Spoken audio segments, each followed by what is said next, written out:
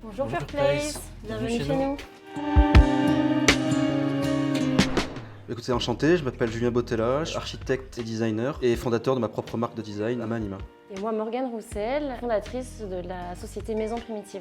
Nous voici dans notre pièce préférée, la véranda, qui est baignée de lumière et qui permet de prendre son petit café le matin au soleil. C'est la pièce des mi-saisons, donc on peut en profiter à l'année et on l'a envisagé dans le style colonial. On a décidé de partir en Andalousie, ça nous a donné beaucoup d'idées. Puis ensuite, on a voulu passer à la réalisation en allant sourcer les matériaux, les objets au Maroc. Mon truc, c'est le voyage, donc la découverte, aller chiner, rencontrer les locaux, aller me perdre dans la foule et trouver des objets un peu insolites, notamment les portes de la salle de bain, des toilettes et quelques petits objets. Donc là, on entre dans la salle de bain avec des portes marocaines qui sont sculptées à la main par des artisans berbères, donc avec des motifs amazigh. Vous avez une deuxième porte ici marocaine. Donc on a ces deux portes en enfilade qui permettent de s'immerger complètement dans l'univers de la Casbah andalouse. Pour nous, c'était à la fois la typologie de l'ancien, la typologie de la localité et éventuellement d'avoir un accès un peu dérobé. Et j'ai reçu l'alerte de cet appartement de chez Homekey. On s'y sentait bien, on s'y sentait à discrétion par rapport au boulevard Télène qui est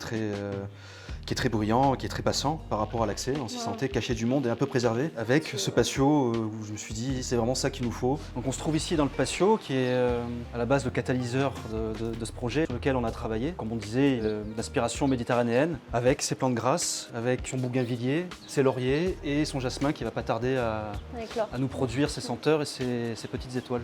Donc on a très peu touché à ce patio, si ce n'est un petit travail de défrichage préalable afin de conserver au maximum son aspect originel. On a en revanche décidé, pour rappeler les touches andalouses qu'on peut retrouver à l'intérieur du logement, d'inscrire une ligne en terracotta en soubassement des murs de ce dernier et de la jardinière également. On est parti d'un support d'une trame, c'est-à-dire les parois et le sol, le plus neutre possible, une gamme chromatique finalement très neutre pour que cela puisse mettre en valeur la cuisine et la grande verrière qui sépare la chambre du séjour. Du coup, c'est une verrière qui s'ouvre en accordéon des deux côtés, ce qui permet d'ouvrir et de faire une pièce entière et complètement ouverte quand on n'a pas envie de séparer la chambre et on veut bénéficier de plus de volume dans la pièce. Alors la cuisine, cuisine classique, on a privilégié des étagères, un plan de travail en bois, tout est fait de chêne massif, y compris les vantaux où l'artisan en fait a teinté, huilé du chêne massif en brun foncé et on a découpé pour des heures et des heures.